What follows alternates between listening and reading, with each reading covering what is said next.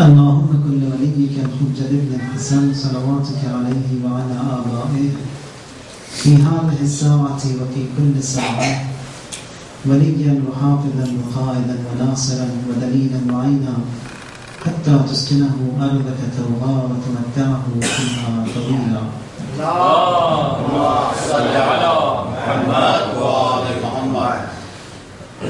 We have gathered to observe the Arba'een, the 40th of Abu Abdullah Hussain, of the Shuhada of Karachi in general, and in particular the Shuhada in the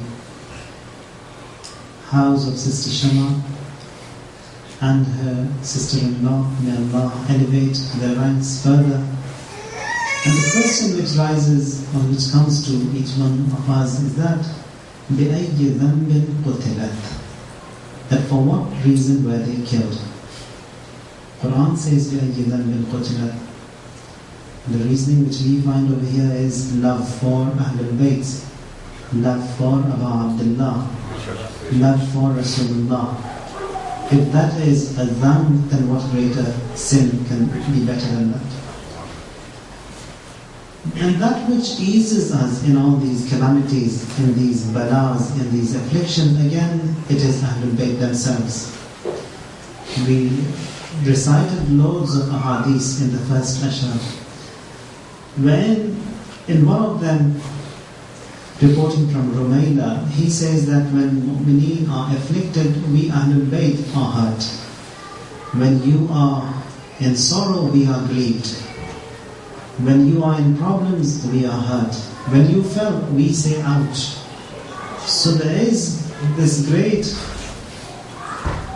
mahabbat from Ahlul Bayt, especially for mu'mineen, which eases all of these pains that we see in our life.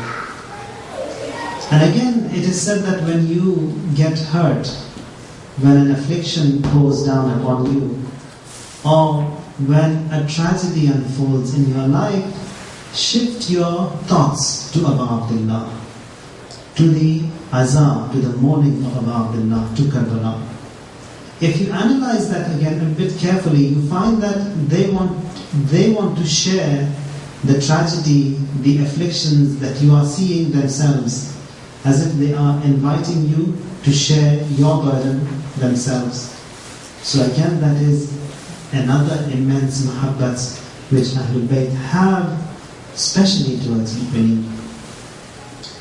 Now then, 40 days ago, a blast and a number of people are killed instantly. Again, to ease this burden, we don't want to say that it wasn't a big tragedy, it was huge. Even if one person dies, Quran says that كَأَنَّ مَنْ قَتَلَ النَّاسَ جَمِيعًا. One mu'min, if he is killed, it is as if the entire humanity is killed. And when a number of mu'mineen are killed instantly, again, it's huge. What is being said over here is that when we want to understand the pain which Abu Abdullah saw on the day of Ashura, a little bit of the burden, it is relieved from us. Here, in an instant, so many perished. There, a long day. He starts before everyone, ends after everyone. He sees the pain of every individual before his eyes. So all those 70 odd shuhada, which he brings forth one after the other, and it was as such that he was by each one of them who is giving away his life. It wasn't as such that because he is the chief of the army, he sits in the tents, just gives commands and instructions. No. When you see, again, analyze the maqatil that we have, it is reported that when Ali Akbar, he comes and says that, Father, are there any few drops of water that could quench my thirst? He shows his tongue. And the son says, this one is even drier than mine. That is, he was more dehydrated, he was more thirsty. And maybe for that reason, when our fourth Imam, he comes by the grave and he buries him, he writes on the grave that هَذَا قَدْرُ حُسَيْنِ بْنَ عَلِيِّ بْنَ أَبِي طَالِبٍ الَّذِي قَتَلُوهُ عَطْشَانًا غَرِيبًا. So thirst we cannot really understand, and many a times most of these things that are mentioned in maqatil we don't seem to understand. When we don't understand, we have to ask Allah to help us understand what exactly this thirst means. Or for example, when it is said that on that day of Ashura, when he inhaled or when he breathed, it bled, the armor bled. That is, he was wounded so much that from the armor it bled. Or other reports they say that يَحُولُ الْعَطَشْ بَيْنَهُ وَبَيْنَ السَّمَاءِ كَالدُّخَانِ, that he was so thirsty that when he looked at the sky and when he sighed, it was as if smoke is seen. Now what exactly these phrases mean, we don't know. And when we don't know, we ask Allah sincerely that He teaches us that what exactly it is meant. Now the 40th day, that is the Arba'een of Abu Abdullah, there is a debate among the historians. Some say that on the 40th day, the caravan, it comes to Karbala. Some say it didn't come to Karbala. But in any case, reporting from those who believe and admit that the caravan came to Karbala, among them can be listed Sayyid ibn Tawus from Luhuf. And again we have another Khan Shahid Qazi Tabatabai, in his book, which is 900 pages, he says that the caravan returned to Karbala. And they say that the journey from Kufa to Sham, minimum it's 7 days, maximum it's 12 days. So it was possible for them to travel to Sham and then stay there and come back to Karbala. So based upon that, they return to Karbala. And when they come to Karbala, they see Jabir ibn Abdullah al-Ansari, the Sahabi of Rasulullah, who has witnessed the Prophet, and 5 of the A'imma. He is present in Karbala and was reciting his ziyarat for Abu Abdullah. So he was the first Za'ir of Abu Abdullah Hussein on the day of Arba'een. And this caravan from Sham comes to Karbala. They also stay there upon the instructions of Imam Sajjad alayhi salam. They stay there only for 3 days, and after that they also set off towards Medina. Now why do we observe Arba'een? What is the reason for that? Arba'een means 40. Now it is as such that the number 40, it has any significance. Numbers, they have no significance. We can't say that that number is lucky, this number is not lucky, etc. So numbers, they play no part. Arba'een, it's the 40th day of observing Abu Abdullah. And again, if you look into the ahadith that we have, it says that the Prophet sallallahu alaihi wasallam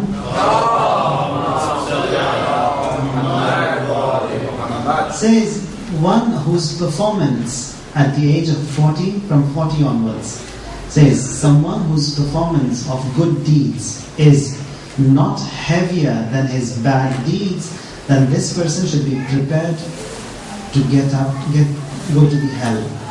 So someone who has reached 40, he has to be careful that his performance, that his good deeds are more than his bad deeds.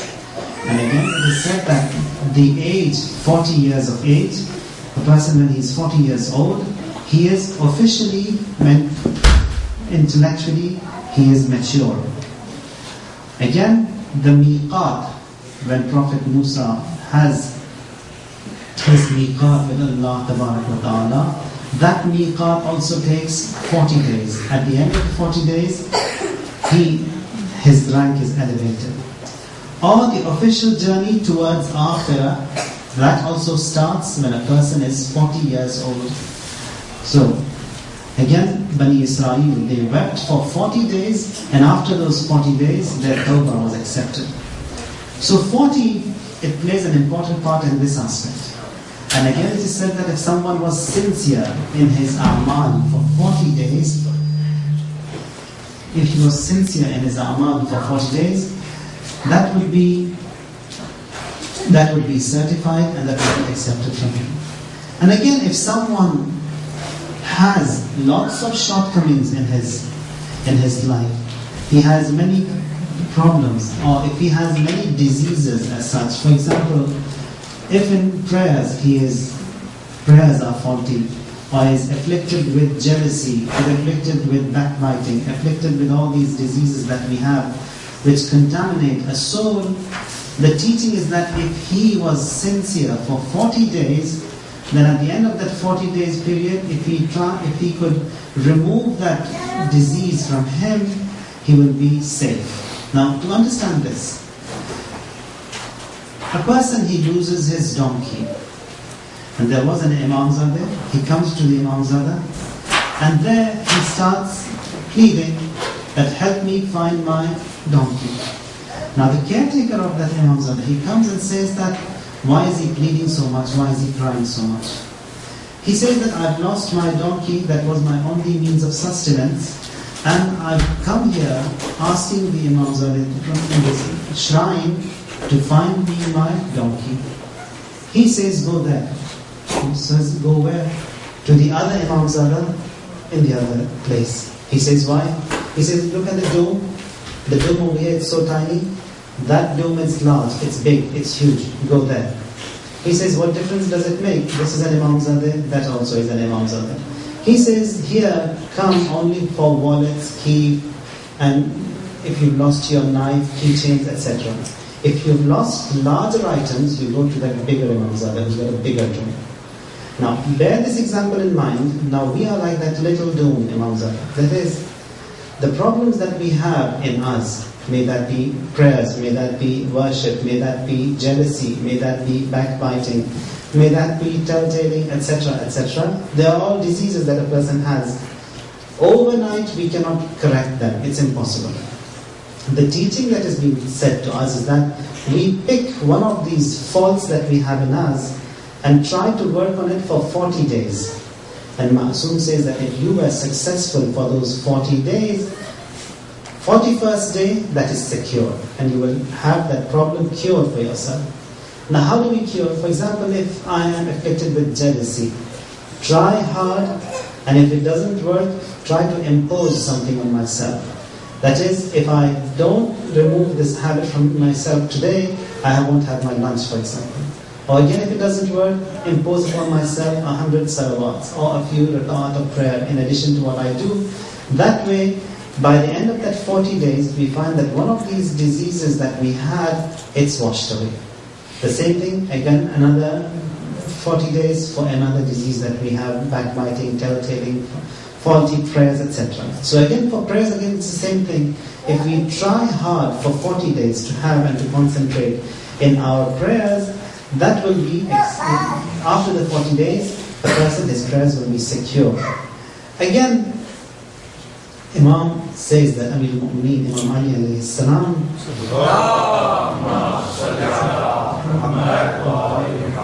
says that if I had 40 men who could extend their allegiance to me, who could have done bay'at with me, I would have made a move. I would have stood against the enemies. So he doesn't have those 40 men on which he could rely on. Or again, Marhum Kaf'ami, he says that the land that Allah has created, it's filled with a number of people. 40 of them are the awtar, are the abdal, upon which our 12th Imam, he depends, and who are the source of carrying out the affairs and providing everything for the land. Again, 40, from the day an egg fertilizes in the mother's womb, every 40 days it has a new stage. That is, every 40 days it perfects and becomes and enters a new zone. Riwayat, they say that if a person drinks, God forbid, once, for 40 days his du'as, they will not be accepted. The same thing is with haram.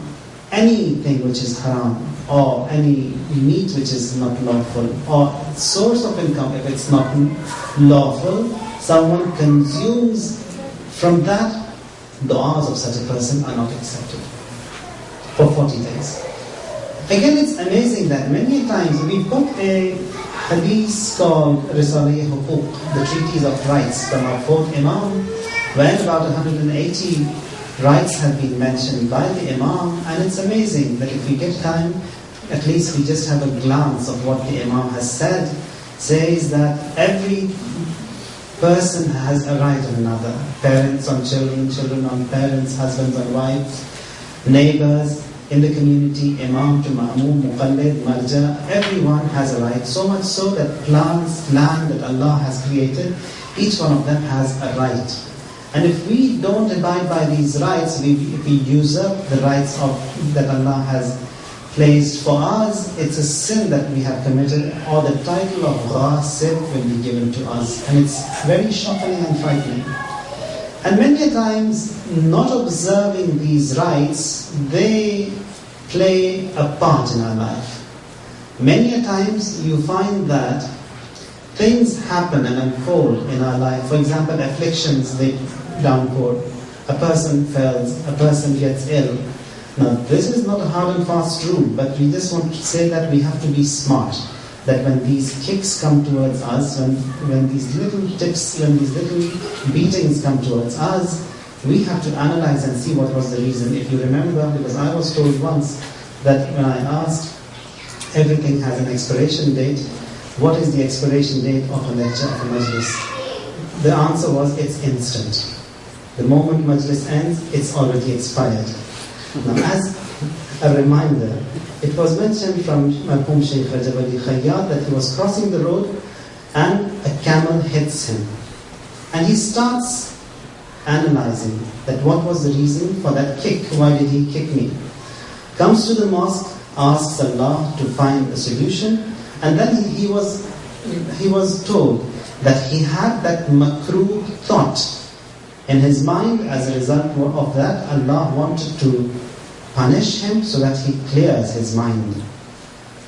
So, not observing these rights or doing these sins in our lifetime, they have an impact straight over us. A person, he loses his file in quoting again from Tehran. He searches, he is the secretary in the office, searches everywhere, couldn't find it. Now, it wasn't a workplace where there were other people working with him, no one, only himself. So he looks after all the filing system, cabinets, everything was done by him. And the boss, he says, I want that file. He said, I can't find it. He said, I want it by the end of today. He searches, couldn't find it at all. He says, okay, by tomorrow if you don't get it to me, it's going to be very severe. And then he says that I'll give you till Monday.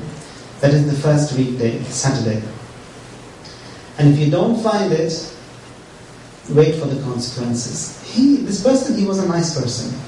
Now, people who are nice, Allah also wants to guide them further or bring them back on track if they have done something wrong.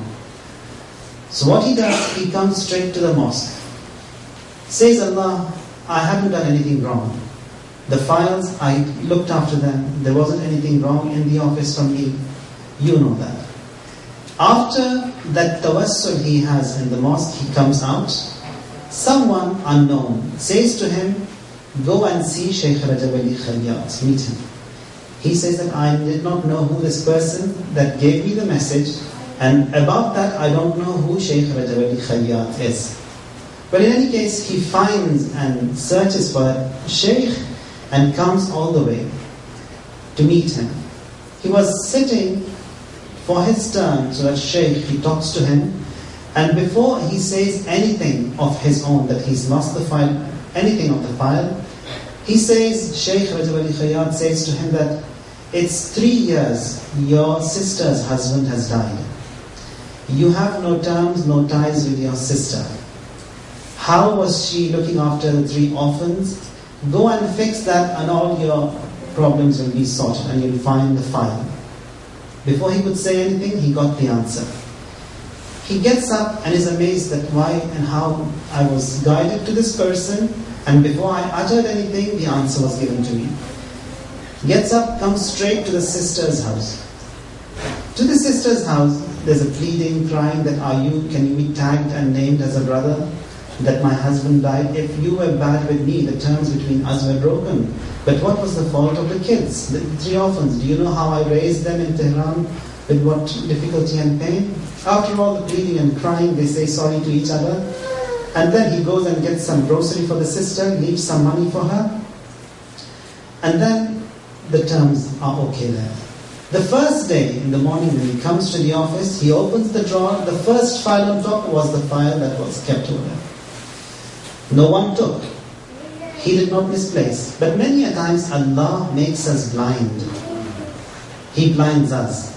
That we can't see things, we can't hear things. And the reason for that He wants to show His grace to us, much more love to us, so that we turn back to ourselves. Now, in your homes, you must be cleaning the doormats. With the vacuum cleaner, it doesn't clean. So what you do, you take that doormat, bang it on the wall. Sometimes you take a stick and hit it with the stick so that all the dust in that doormat comes out. So Allah also, we don't want to hurt the doormat, we want to get it cleaned. Allah also does it in a similar way, that when it comes to people, He wants to purify them, especially those who are good. All these kicks, these beatings, when they come across in our life, we have to look into them, that why did this happen to me? Why did that happen to me? If you remember again, on the day of that Prophet Ibrahim, when he was walking from the land of Karbala, he trips over and falls into a pit. The first thing he says to Allah is that, what wrong did I do? Was there anything that I did wrong that hurt you, that displeased you, as a result of which I fell in the pit? Says, no, there's nothing wrong you did. The pit you fell in is the pit wherein the grandson of the Prophet of the end of time will be beheaded, and then that majlis and the morning of Aba'Abdullah was recited, and he was informed of who the killer would be. So many a times these afflictions that come across, these balas that come across, seizing away of blessings from us, opportunities, they are all tawfiqat from Allah. And many people, they always waited for such opportunities to knock at their door so that they could benefit a lot. So, rights have to be observed. And if you look into the biography of Marhum Shaykh Hasan Ali Isfahani, known as Nukhudaki, in his book Nishani as Bi Nishanha, when he was asked that what was it that helped you or made you arrive to this great rank, he says three things. First of all, rizq, which was halal. I consumed only halal. Things that are unknown to us or have shubha, don't eat. As it was mentioned in those days, that gelatine, don't eat. No one would die if he doesn't eat gelatine. The same thing is with chicken, the same thing is with meat, etc., etc. If you are doubtful, ihtiyat is always good. Especially after the age of 40, the riwayat says that if someone is 40 years old and he doesn't observe these precautions, then he has committed a sin. So sins, again, it is not only those things that have been mentioned in the books for which there is a punishment. Imam Sajjad alayhi salam, he defines sin as such that says that anything which does not reduce the distance between man and God is a sin. In that beautiful dua he says that, God, forgive me if I enjoyed a blessing of yours and you were absent in that joy of mine. What does that mean? For example, you look at children, you look at babies, you get so happy. Imam wants to say that if I saw a baby, for example, and I got happy and pleased, and Allah, in that joy of mine, you were absent, that is a sin, forgive me. So how delicate Imam speaks. And he lists about 10 things in that dua which he classes as sin. So, rizq halal. He says, Marhum Isfahani says that, first of all, it was that rizq which was halal I consumed. Prayers, I offered them on time, was punctual in them. And the third thing I did was that I respected Sadat a lot. As a result of these three things, now most of the time what we do, we go after du'as, we go after those things which... But the great people, they say the elements to arrive at a great rank, it's all those wajibat and muharramat and nothing else. So those wajibat and muharramat are the pillars, are the elements that would strengthen you to elevate. We go after all these chandeliers and du'as and books and things and all that, which are helpful. Or even the tears shed for Aba'Abdullah, it is good. all that emphasis is there. But only a tear, without having those elements which are the wajibat and muharramat, it would not be that beneficial. That would be if it was with the elements which is the wajibat and refraining from muharramat. So rites have to be observed. And all of these rites, another thing was that we have in du'as that Allahumma a'inni ala al-buka'i ala nafsi in du'a makarimul akhlaq. That Imam, he teaches us that say to God that God help me cry on myself. So looking into ourselves, crying upon ourselves, it is good. Unlike what is being taught today by Dajjal, and that is you have to be happy, you have to be jolly, you have to just laugh, you have to have fun in your life. What the teaching of Ma'asum is that no, it's the other way around. You can have fun to a certain extent, you can be happy in your life, but we have to cry more upon ourselves as to what's wrong and what will happen. So Dajjal, when we say, it's all these conspiracies that are playing every indecency and which distances us from Allah. So rights have to be observed, halal has to be consumed. And for this consumption of halal, so much of emphasis has been given. Reporting from Marhum Ayatullah Uzma Araki, he says that during his study circle, when he was studying in Qom, there was a Sayyid Mahdi, a very good student, and he says that once this is something which he is reporting from his own fellow student.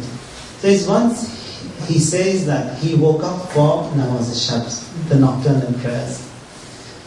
And the houses in Qom or in Mashhad in the olden days were such that you got to your room and you have to come down a few steps and you got the yard in front, and in the yard is a pond and the toilet is also in the yard.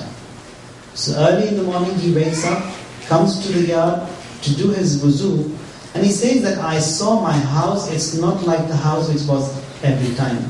It's like the sahn of one of the imams, for example, which has hundreds of rooms, hujre, all around.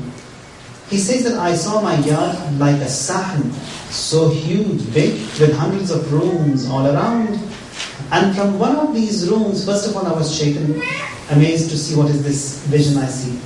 Comes down and says that I hear someone crying from one of the rooms. I go towards that room and that cry, it's more painful and more louder. He says, I come to the room, the door is shut, locked. I try to open it, it won't open. He says that from the grooves of that door, I saw that there is someone who is buried all the way up to his neck, surrounded with stones, and there are two angels who are doing an operation in his mouth. He was yelling and shouting, stop, stop. And then he says that I focused on who that person is. It's one of my friends who is in Tehran. He says that after seeing this vision, I couldn't say my Namaz al-Shab, my nocturnal prayers. I was just waiting for Marhum, for the Fajr time to go to my Ustad, Marhum Mirza Jawad Agha Tabrizi. As soon as it was Fajr, I ran to my Ustad's house, banged the door so much. Now the Ustad, he hasn't opened the door. He hasn't come towards the door. Now the student, he's just banging on the door. He comes towards the door, he hasn't opened, he hasn't seen. Says, Sayyid Mahdi, wait, why is all this banging for? They showed you something, it doesn't mean that you have to get so much shaken and shocked. Now he hasn't. As soon as the door is opened, Sayyid Mahdi, he fell into the arms of his Ustad. Says, this is what I saw. He says, what you saw is the giving away of life of your friend in Tehran. He is dying. The moment you saw was the moment of his life being seized from him. And the reason for that is because he lived on haram, on soot, on jewelry, on interest. For that reason, that painful death also was for him. And he says that after a few days he receives a telegraph, because there weren't phones in those days. And exactly it was the time when the vision he saw was the time when he was giving away his life. So haram, it has a bad effect, a bad impact in our life. That is, for 40 days, du'as are not accepted. In addition to that, haram, it has that painful doom and that painful end from this dunya, and what is in the akhirah and in barzakh, that is separate. So we have to be careful, especially after the age of 40. We have to be careful, we have to have more ihtiyat, more precautions in life, that things if we don't eat, we won't die. Things if we don't do, nothing would happen. So be safe, and that is by precaution. There is another shocking hadith in Wasa'il al-Shia, quoting from a reporter, Hammad bin Isa. Hammad bin Isa is among the companions of our sixth Imam Sadiq alayhi salam,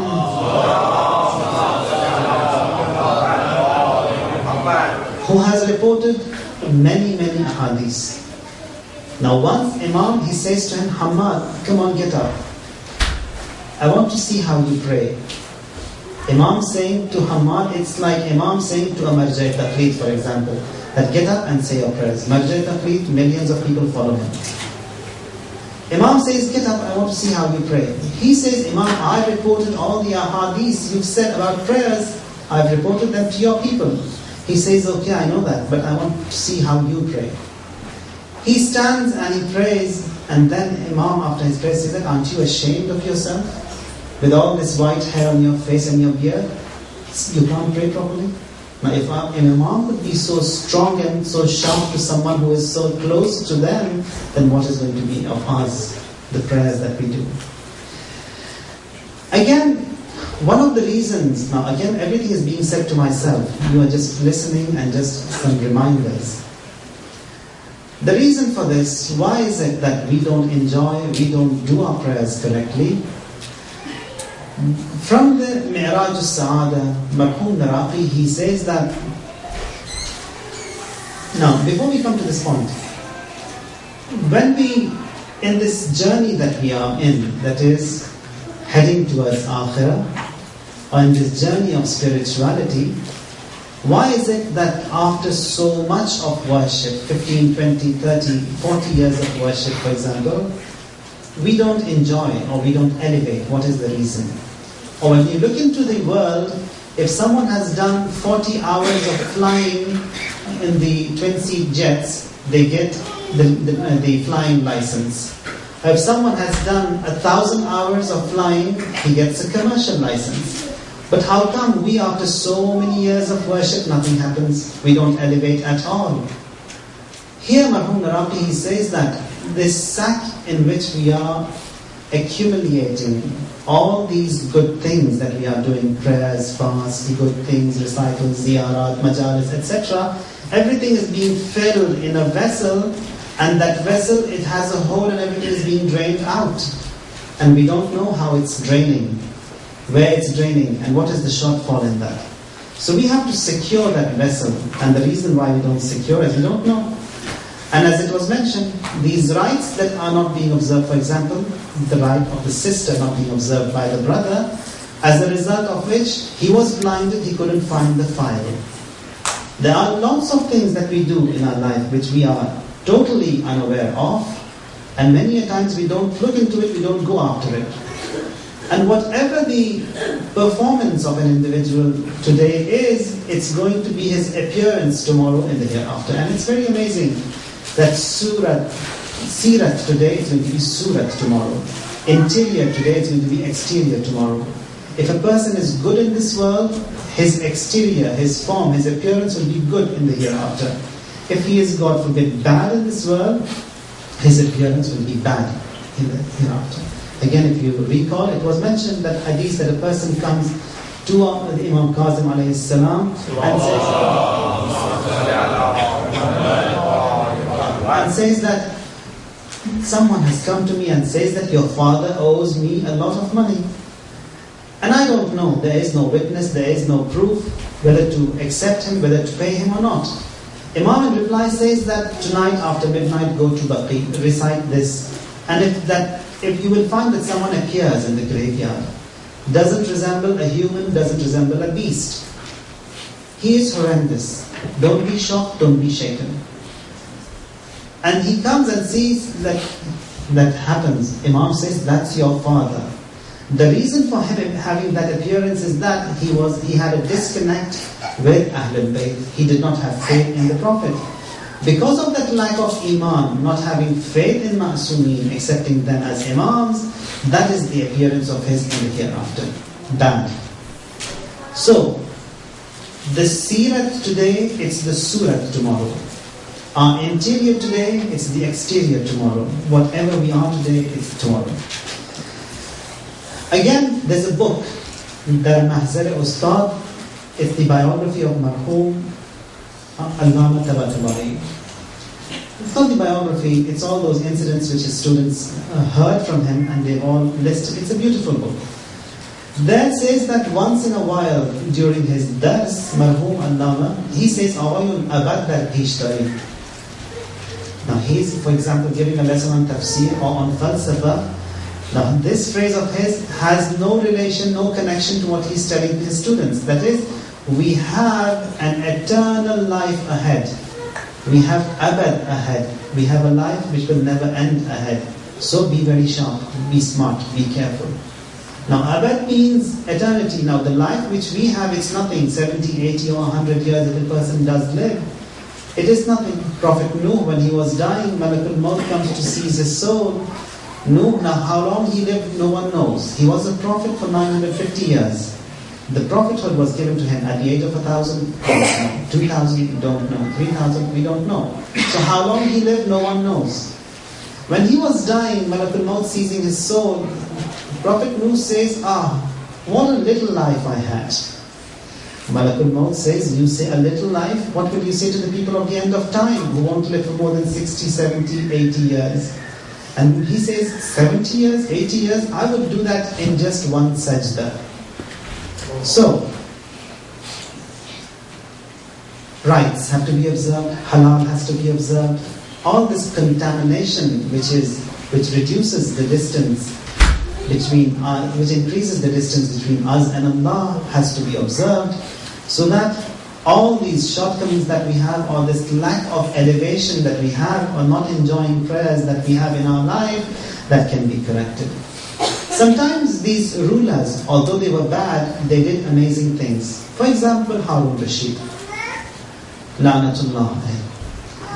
He says once to his people that go and find me someone who has heard a hadith from Rasulullah sallallahu alayhi wa alihi wa sallam. His advisors, they say that that's not possible. How will anyone be alive? It's almost 2 centuries, or at least a century and a half since the Prophet has passed away, and there won't be anyone who would be alive at this time. He says, come on, give it a try, go and find someone. They come in search, and luckily they found an old man, very old, who could hardly sit, who could hardly stand, he couldn't stand at all, who has heard a hadith from the Holy Prophet. Then they are happy. Now, because there were no wheelchairs in those days, they put him on a stretcher, on a basket, and bring him to Harun. Now, old man, he comes to Harun and says that, yes, Harun, I've heard a hadith from the Holy Prophet. I was 7 years old then. My father, he brought me to the Prophet. And there he says that, قال رسول الله يشيب ابن آدم وتشب معه خصلتان الحرص وطول الأمل. That is, as man grows, 2 qualities in him get younger. One is greed, and the other is long hopes. And he says, you heard that from the Prophet? He says, yes. He gives this old man a sack of gold coins, like a gift pack. He takes that sack, comes out, and the escorts, they are taking the old man back to his house. On the way back, he says that on his return, says, can you take me back to Harun? Now the escorts, they say that your time is up. Your appointment was for that much time, and it's done now. He says, no, I've got something important. I need to see him again. He comes to Harun and says, Harun, you gave me this gift pack, these gold coins. Was this for this trip, or do I need to come to you every month? And then he says that Sadaqa Rasulullah, that a man, as he grows, 2 qualities get younger in him. One is greed, and the other is long hopes. Now, he says, I thought by the entrance of my palace you are dead, and you are thinking of months ahead. So, again, these hopes, greed has to be put aside. Again, to put that aside, as it was mentioned, that we have to observe these little things for 40 days, and it is possible that at the end of the 40 days, a person can correct himself from the wrong that he has. The topic I had in mind for today was this hadith from the Holy Prophet, which is mentioned in Tafsir al-Kafi. There he says that the Holy Prophet says that لَأَعْلَمُ آيَةٍ مِنْ كِتَابِ اللَّهِ لَوْ عَمِلَتْ بِهَا النَّاسِ لَكَفَتْهُمْ. Says that I know an ayah, a verse from Quran. If people, they acted in accordance to this ayah, لَكَفَتْهُمْ, that would suffice, that would be sufficient for them. What is that ayah? It's the second ayah from Surah Al-Tahrim, Surah Al-Talaq. The end of the second ayah and the third ayah. وَمَنْ يَتَّقِ اللَّهِ يَجْعَلْ لَهُ مَخْرَجًا وَيَرْزُقْهُ مِنْ حَيْثُ لَا يَحْتَسِبُ. Whosoever is God-wary, observes taqwa, يَجْعَلْ لَهُ مَخْرَجًا, Allah will find an outlet for him. وَيَرْزُقْهُ مِنْ حَيْثُ لَا يَحْتَسِبُ, and He will grant him sustenance, rizq, from where he never thought. وَمَنْ يَتَوَكَّلْ عَلَى اللَّهِ فَهُوَ حَسْبُهُ, and whosoever relies upon Allah, Allah is sufficient for him. إِنَّ اللَّهَ بَالَغُ أَمْرِهِ قَدْ جَعَلَ اللَّهُ لِكُلِّ شَيْءٍ قَدْرًا. And Allah attains His purpose, and Allah indeed has appointed a measure, a taqdeer for everything. Now, one of the attributes of Allah is that the names that we call Him is Rabb. Rabb means someone who provides, someone who raises, someone who educates, provides everything in every aspect. And Allah, when He educates, when He provides in amazing ways. If you again keep that in mind, what was mentioned, that Allah, when He wants to educate someone, it's like those doormats. Sometimes you get those little kids, little beating ups, and that is for the purification of an individual. Sometimes you find in your livelihood that the doors of halal, they are closed. What do we do? For example, we don't find a job that could be halal, we don't find. Now the excuse which mu'mineen they come up with is that it's rizq. We have to look after a wife, children, so we can do anything which we want, we can knock any door, and we can get any income that can be. That is not permitted. Allah says that the ruling is that you have to have halal sustenance. Now in these cases of emergency, when you cannot find a way out, He says that the ruling of mine will still stay the same. You can't just turn around and go and knock to whatever door to get whatever you want. Again, this understanding of rizq, that we have haram, it's not rizq. Halal is rizq. Anything is not rizq. Only that which is pure is rizq. Impure is not rizq. Contamination is not rizq. Sin is not rizq. So, in these tests, Allah says the ruling is that you have to go after halal. Now that you cannot find a way out, yet my ruling, it's still there. It won't move. What do? He says, do it. We can't do it. Still He says, if you don't do it, you'll be punished. Or for example, if a young person, he wants to get married, he can't get married. He doesn't find the right person. Or that lust which has been given to him by Allah. A person may say that just relieve yourself from any way possible. Haram, for example, God forbid. But the ruling is don't. Now what does he do when he's stuck? Aql says do it. Allah says no, don't do it, even in these cases. So what does a person do? The answer is this ayah. It says, مَنْ يَتَّقِ اللَّهِ يَجْعَلْ لَهُ مَخْرَجًا. That if you are God-wary, if you have that taqwa, Allah will find you an outlet. if you don't find a job, Allah will find you a job. Now many a times, or most of the times, we don't understand these things because we are so much drowned in these materialist lifestyle, in Mahdiyat, or in all these different ways and means and channels, that we don't think of the channel that is the main source, which is Allah. We knock every door but the door of God. Says that in such circumstances, or this ayah we could say that it's been revealed for only in the cases of emergencies. When a person gets stuck, he has to come to God. Not now. In regular circumstances, when everything is easygoing, life is there, wife is there, job is there, money is there, house is there, and if a person is obedient to God, it is good, but it's not that great. Great is when someone is stuck, he finds no solution, no way out, and he sticks and abides by the teachings of God. That is great. He finds. Says that you don't find a way out, you don't find a job, stick to this ayah.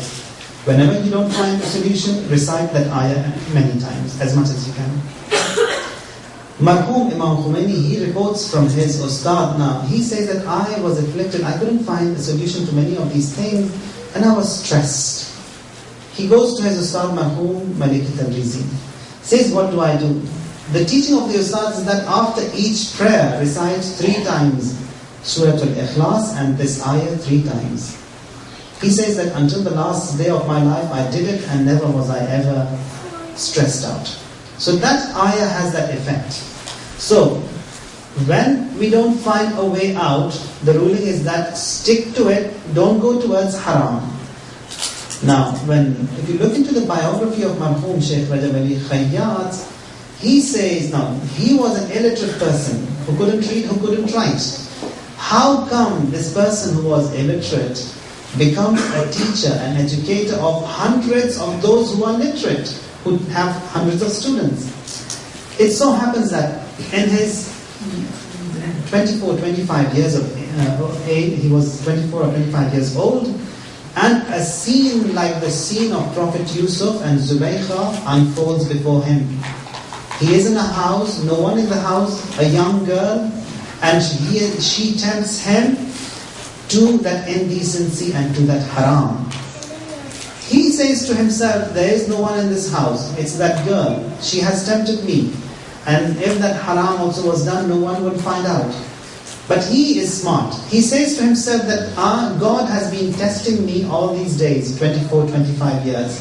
Says in his heart, you test God this time and see what he has to do. He puts that indecency and haram and comes out of the house, and there is a downpour of ma'arif. Downpour of ma'arifah to this person. Now who was illiterate becomes the educator and teacher of hundreds of those who are literate.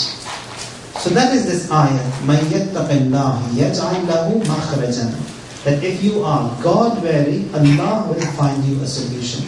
Allah will find you an outlet. There are certain tasks that we have to leave them for God. If we have knocked the doors that we could knock, the tasks that we could do, we have done. The job which we have to do, we have done. All those duties, the obligations that a person has, he has done and performed all those obligations, and now he doesn't find a way out. Now is the time that you stick to God. Say that, God, I tried, I don't find a way out, and I don't want to go towards haram. I don't want to go and work in places where the income is haram. And the riwayat, they are so shocking that someone who has a wrong income, an unlawful income, a haram income, the impact it has on him, it's there.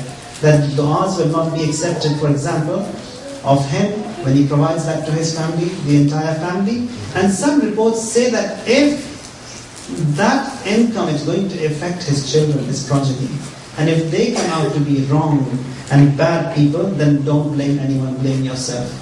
The reason for that was that income which was given and provided to them. So, this ayah, in those tense situations, and that is when a person doesn't find a solution and a way out, the only way out is Allah. مَن يَتَّقِ اللَّهِ يَجْعَلْ لَهُ مَخْرَجًا وَيَرْزُقْهُ مِنْ حَيْثُ لَا يَحْتَسِبُ وَمَن يَتَوَكَّلْ عَلَى اللَّهِ فَهُوَ حَسْبُهُ Inna Allah ba'd likulli shay'in qadar. So certain things we have to leave them for God to do. We shouldn't put our feet in the shoes of God. He has tasks to do, He knows how to do, He will find an outlet. We don't need to think. Now many times when we just said that, do that, someone who is drowned and who doesn't have this tawakkul and this faith in God, they start calculating. For example, if it's a loan they need, or if it's a wedding to be done, first of all they say, no, we can't get married, we don't have enough funds. That funds has to be there, or do that job, we can't do it, it has to be there. The bank won't sanction the loan, etc., etc. Now leave those things to God. He says that you do, I'll find an outlet. Or for example, in the battle of Badr, it says that وَلَقَدْ نَصَرَكُمْ, that Allah, He helped the Muslims in the battle of Badr. Just 313 on one side, 10,000 on the other side. Now these 313 were in a bad place, the land was soft, and no much swords and ammunition, no rides, no horses, no catering services also for them. The others, 10,000 in number, a full-fledged kitchen, hot food, and ground was hard, ammunitions in abundance, horses and camels also were plenty. But it so happens that because these few people, they had that faith and trust in God, He helps them. It doesn't mean that He helped them through angels. He says sometimes 3,000, sometimes 5,000. No, 3,000 and 5,000 is just to please you. He says, I help you myself. That I will help you myself. I will find an outlet. So do not panic, no matter what the circumstances will be.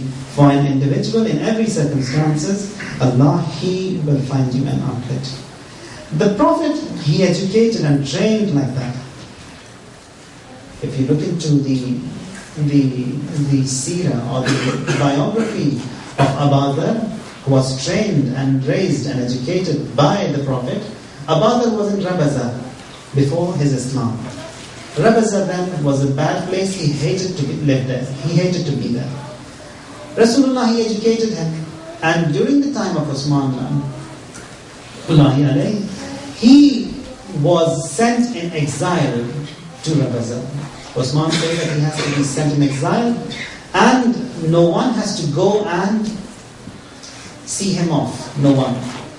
Amir al-Mu'mineen with Imam al-Mujtaba and Abu Abdullah alayhi salam, they come.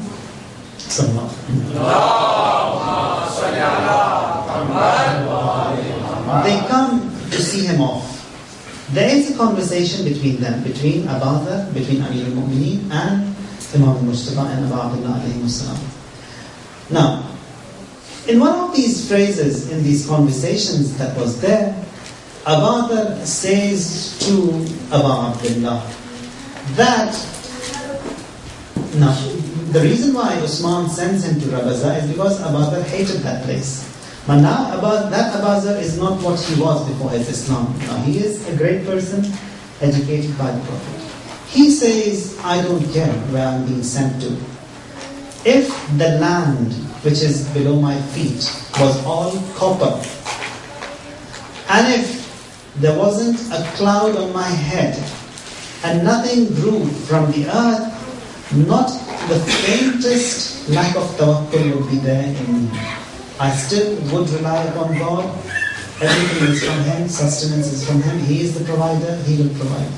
That is, no matter what the circumstances are, no matter where he is taken.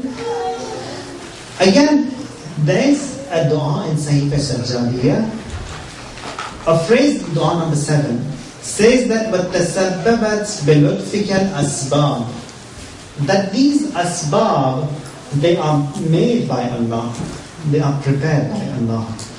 The means that we have, they are all by Allah, that He prepares that what is to be reached, what the person should be getting, his sustenance, his rest, his job. That it may so happen that a time comes in your life that you are in a turbulence, you don't find a way out. The way out, it's Allah. Come to Him, knock His door, and He will find you a way out, and that's going to be the best way that could be. For example, the whole tragedy of Prophet Yusuf, when he fell in the well. And then a caravan comes by there. And when they throw in the bucket, a beautiful boy comes out. And then the caravan who takes the boy, they take him to Egypt. There they want to sell him as a slave. And then the ruler of Misr, he comes with his wife to buy. Now what we do, we say that it was all by ittifaq. It was just by fluke. That it wasn't a fluke. If God wanted, that caravan would not have got thirsty. If He wanted, Yusuf would have died. If He wanted, Yusuf would not have been taken to Misr. So all what happens, all these asbab, they are for the uplift of an individual. Or as Imam says in this dua, that all these asbab, they are created by the grace and mercy of Allah. By the lutf and grace of Allah. So when that caravan comes, Allah makes them thirsty for them to come to the well. And instead of water, the boy comes out.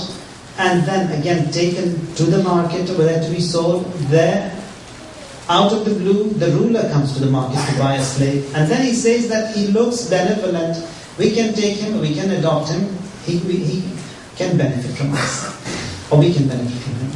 So Allah, when He wants to elevate someone, He has all these trials throughout his life, brings him to a point so that he is elevated. The same thing is with us, that whenever we find no solution, no way out, the way out is the existence of Allah Tabaraka wa Ta'ala. And there Allah says to Prophet Yusuf that inna makkanna lahu fil ard fa'atba'a sababan. But again in the same ayah, in the conclusion says that Wallahu ghalibun ala amrih walakinna akthara an-nas la ya'lamun. That Allah, He can do whatever He wants, but people, they do not understand. They do not have that faith, they do not know. It's the 40th day of Abu Abdullah and Hussein Ali alayhi salam. The thirst that we talked about, or as it was said that when he breathed on the day of Ashura, it bled, the armor bled. Or the afflictions that were seen by Abu Abdullah on the day of Ashura, they are amazing. They cannot be defined, nor can we ever understand. One of those balas that downpoured upon him was the exam which he has to give, and that is by the infant of Abu Abdullah. The infant, he comes to the camps, there says that, let me get some water for the infant. Brings the infant out to get a few drops of water. Now what does he say? Say that he said to the nation that this is my soul indeed, that is to Ali Yasir. Now all of those who were killed, Imam says, on the day of Ashura, they were tiny, they were small. Now although he is Asghar, but the true reality is that this Asghar of mine is the Akbar indeed. It's the greatest sacrifice which he gives. All those departed were small, and this is Akbar indeed. The great argument of my day of reckoning is this infant indeed. This infant you see is innocent indeed. Nor has he worn an armor to fight, nor shield. See how brittle he is, he can't sigh indeed. Give him refuge, or a shelter. But in reply to all that pleading of the Imam, the answer is given with a spear shot by that Mal'oon Harmala, which comes and lands onto the neck of this little infant. And when Imam Sajjad inquires from that reporter regarding Harmala, he says, did he admit? He says yes. He admitted that he came to Karbala with 3 spears. One of the spears, he says that I shot into the neck of Aswad. Now the spears which he brought to Karbala were poisonous spears which he had prepared from long before. Then says that the second arrow, the second spear I shot was into the eyes of Abu Fadl al-Abbas. And says that the third spear that I had I shot into the heart of Abu Abdullah.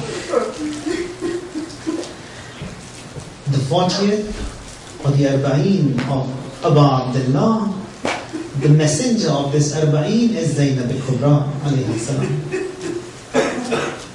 When she is born, named by the Prophet, but through wahi that is revealed that this infant be named Zainab. Rasulullah, he cries and says and reveals what the tragedies would unfold for her. She with her eyes sees how this household of wahi sees the first tragedy, and that is the passing away of the grandfather. And after that, not long did it take, 75 days or 95 days. But before that, another affliction, another tragedy, another bala unfolds onto this household of wahi, and that is the passing away of the mother. In the last few days of Rasulullah's life, Jibreel, he comes and says that I want everyone to leave from the house. You and Zahra and Ali remain. Everyone is out, the three remain. And then says, has some messages to be given to the Prophet, which were delivered. And then says, I've got two messages for Ali. Says, what are they? The first message given to him is that Ali, after Rasulullah, you will be deprived from all what is your rightful authority.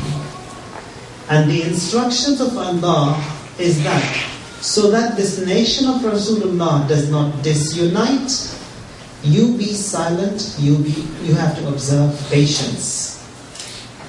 He says, okay, patience will be observed. And then says that, Ali, there is another instruction to you.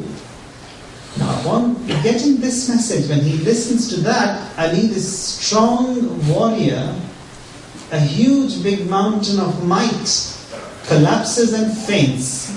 What was that message given to him? That after you, Zahra will be beaten up. After you, Zahra will be disrespected. And then it so happens that Rasulullah passes away, not long did it take, they come to this house of wahi and come to attack this house. If we say that Amirul Mu'mineen was not aware of what is happening, that we don't, he was aware of what exactly was happening. It was a battle of values, a war of values, may that be during the days of Amirul Mu'mineen or even in Karbala. When Abu Abdullah comes to Karbala, it wasn't for a war. He didn't have an army as such. Now a person doesn't come to a war with his household, with wives and children. Then again, when Amirul Mu'mineen, the house was attacked, those mala'een, they wanted to attack in a way that they said that if we attack, if we fought Ali, we will win. And again, if we don't fight, we defame him, we have won. But everything twists on that day. Amirul Mu'mineen, normally when a man is at home, he is the person who opens the door. When they knock at the door, it's not Amirul Mu'mineen who opens the door, it is Hazrat Zahra who comes and opens the door. As if Amirul Mu'mineen, he is signing the certificate of Shahadat of Hazrat Zahra to go and die for the nation of his brother, for the nation of Rasulullah. The same thing is seen in Karbala, that Abu Abdullah, he fights for the values. That again, when this happens in Medina, the hatred of those infidels who attacked the household of Wahi was seen and known and understood more. That it wasn't Ali who was bad, it was those people. How come they attacked someone, a woman, they burned down a door, they burned a woman down, and that baby also dies in her womb. The same thing in Ashura. They saw the evil of those who fought Abu Abdullah. So Zainab, she sees what happens with her own eyes in her young age, that house of Wahi is burnt down. Her mother, she is beaten up and she passes away. In the last moments of the life of the mother says, Zainab, I have a wasiya for you. And that is, this shroud belongs to Abu Abdullah. This is your brother's shroud. And then he says that this is the shirt that keep it with you belongs to Abu Abdullah. And the day he calls for that shirt, know that that is the day of separation between you and your brother. A request I have from you, and that is, you kiss the neck of my son Hussein on that day of Ashura. She says on the day of Ashura, after the tragedy unfolds, that mother, you wanted me to kiss the neck of my brother. I kissed the neck. And in addition to that, I kissed the veins of my brother. So she sees the bala that unfolds, and she was the first one to see the bala which unfolds on this house of wahi, and that is the shahadat of her brother, Imam Mujtaba. She was the first one to see him throw up blood. She informs Abu Abdullah to come and help. Again in Karbala, she gives the most sacrifice.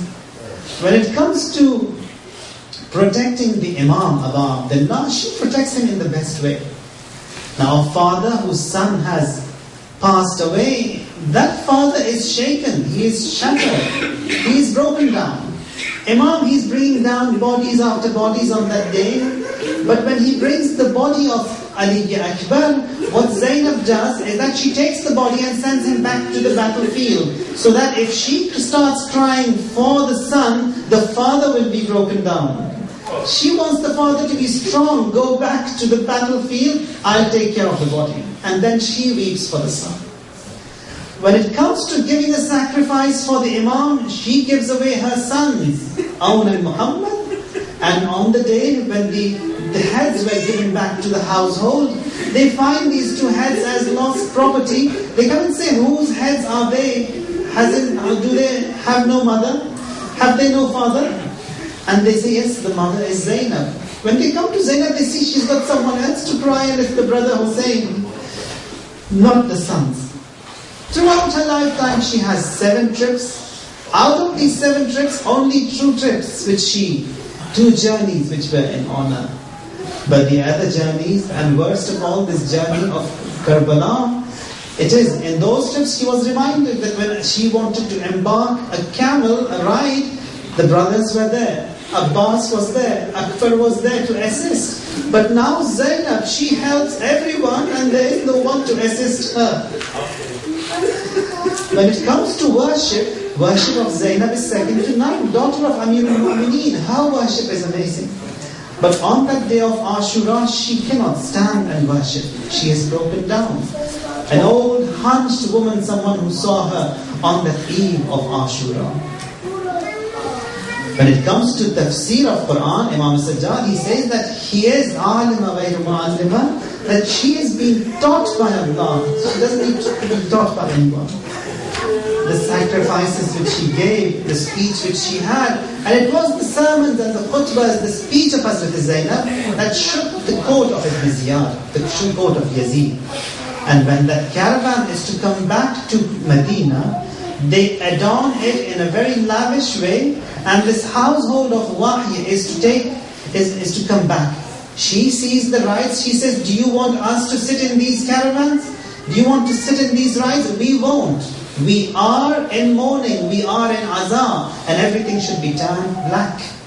So she turns everything black, and she comes in a way so that this message of Abu Abdullah is given to the people in the right way. Zainab, she is great. In every aspect she is great. Her blessings are there today, as her support was there yesterday. She helps everyone, every majlis which is held for Abu Abdullah, her support is there. And the love which she has for her brother, that's again amazing. Abdullah, her husband, says that, I was amazed that the day when Zainab is giving away her life, she says that Abdullah bin Ja'far, take me out in the sun, in the heat. Says why? Says my brother, he died in the heat. You want me to die in this shelter under this roof? And then he says that I saw her that when she is giving away her life, there is something in her hand which she puts onto her chest, kisses it, hugs it, repeats it over and over again, and then all of a sudden I see that she has passed away. I come and see it was that blood-stained shirt of her brother Abu Abdullah which was with her, and she gave away her life in support of the Imam, in love of the Imam. May Allah Tabarak wa Ta'ala, by these tears shed for Abu Abdullah Hussein, the household of one, for the Arba'een of Abu Abdullah and the Arba'een of the Shuhada of Karachi, may Allah forgive us all. May Allah elevate the ranks of all those who have passed away, in particular the Shuhada of Karachi. May Allah Jalla wa'ala defame everyone who stands against Islam and Muslims. May Allah grant dignity to all Muslims and Islam. May Allah Tabarak wa Ta'ala hasten the arrival of our Imam, our Master, our Hujjah, and may He enlist us among His true supporters and servants and those who seek martyrdom in His service. May He Jalla wa'ala grant shifa to all those who are ill and ailing, and all those who have requested for dua, all those who have passed away, for each one of them, and a thawab and reward from this majlis to be sent to the marhumeen, and in particular to the marhumeen of those present in this majlis. We recite the ayah a few times for whatsoever the problems mu'mineen will be facing, for them to be granted, for their wishes to be granted, for the afflictions and balas to be removed, for the rights that we do not observe to be observed, for all the contamination that we have in our life to be corrected, and that Allah guides us, and by His grace even more throughout our life. Allahumma salli ala Muhammadin wa ali Muhammad amma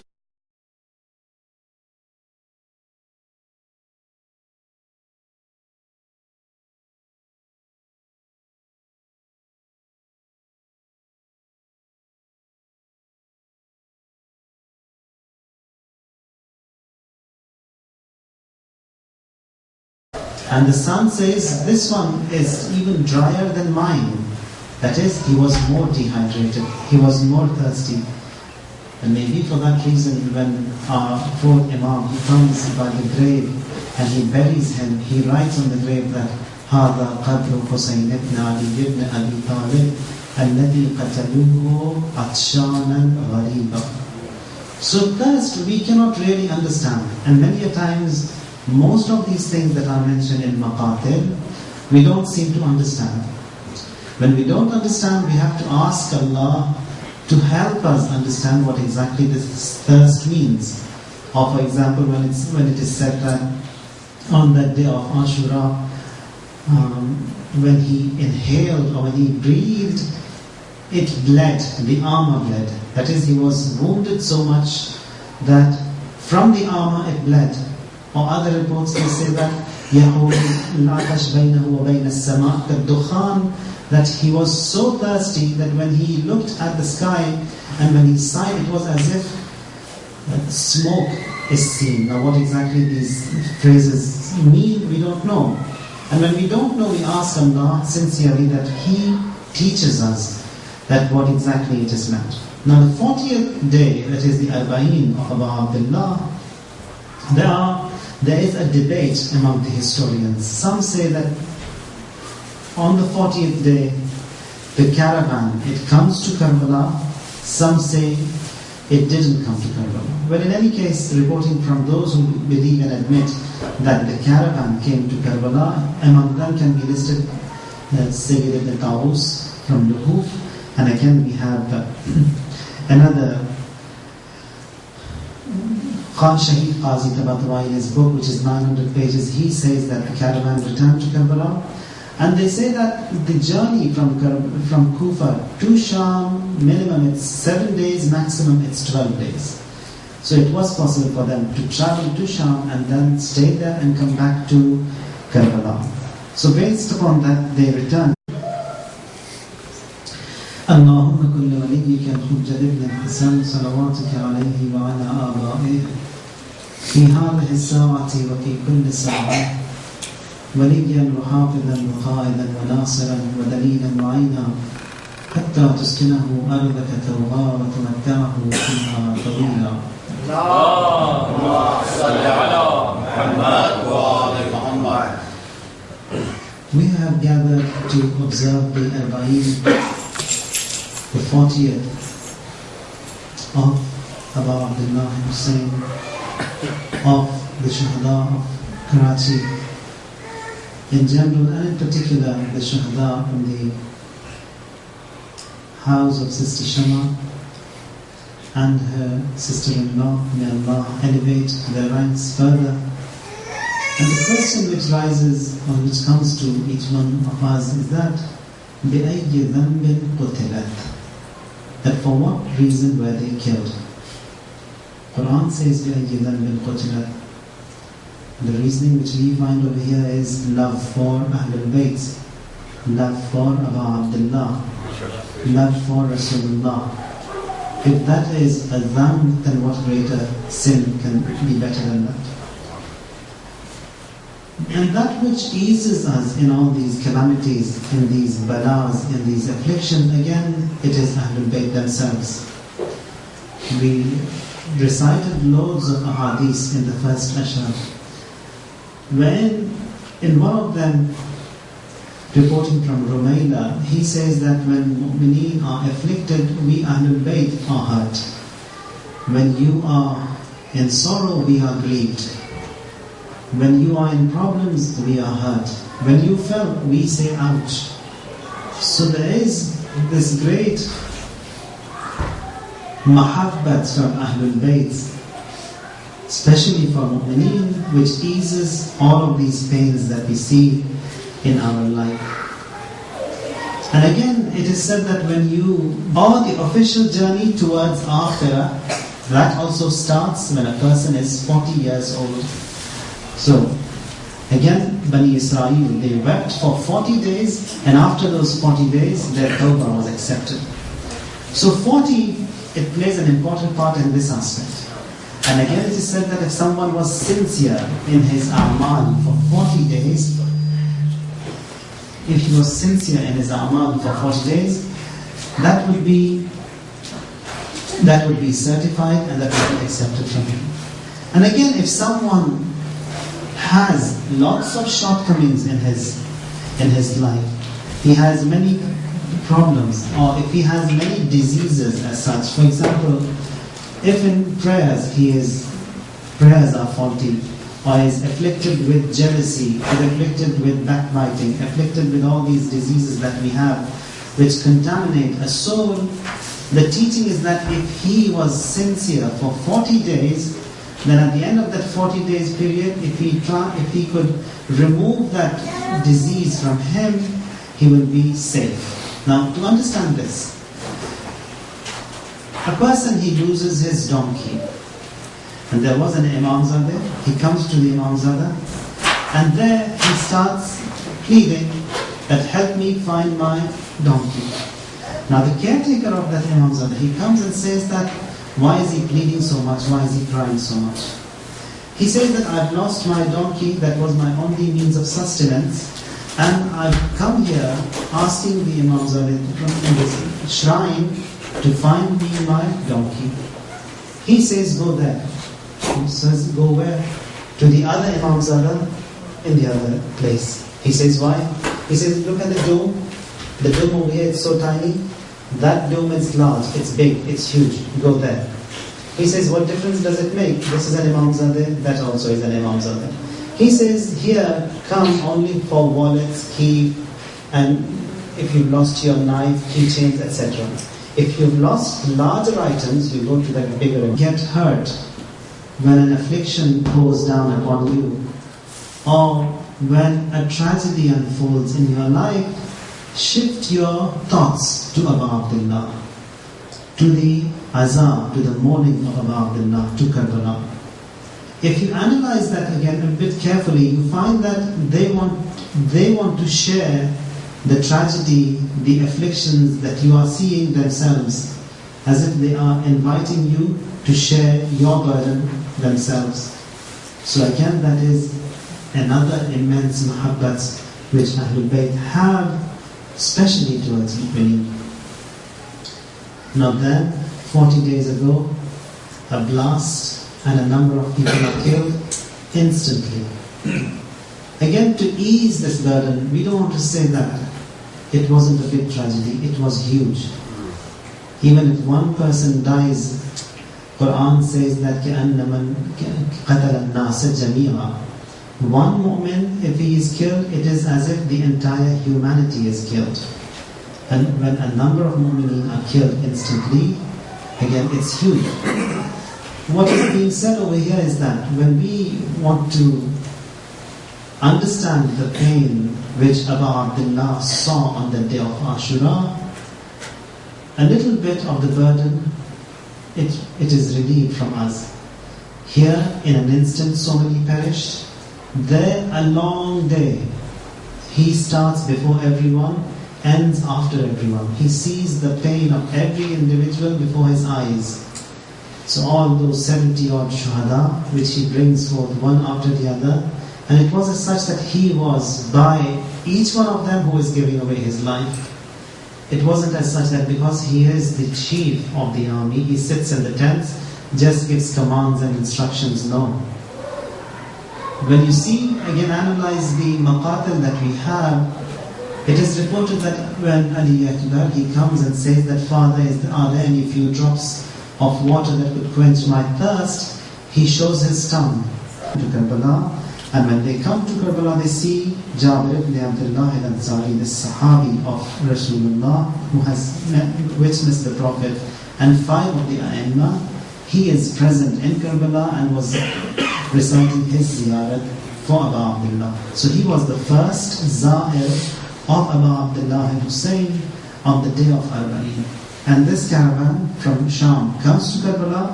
They also stay there upon the instructions of Imam Sajjad alayhi salam. They stay there only for 3 days, and after that they also set off towards Medina. Now, why do we observe Arba'in? What is the reason for that? Arba'in means 40.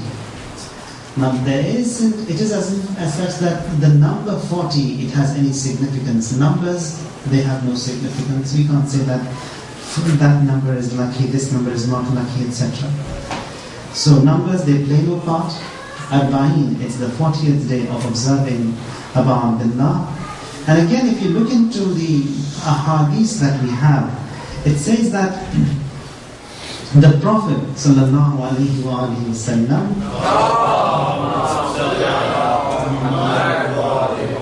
says one whose performance at the age of 40, from 40 onwards, says someone whose performance of good deeds is not heavier than his bad deeds, then this person should be prepared to go to the hell. So someone who has reached 40, he has to be careful that his performance, that his good deeds are more than his bad deeds. And again, it is said that the age, 40 years of age, a person when he is 40 years old, he is officially, intellectually, he is mature. Again, the miqat, when Prophet Musa has his miqat with Allah Tabarak wa Ta'ala, that miqat also takes 40 days. At the end of the 40 days, his rank is elevated.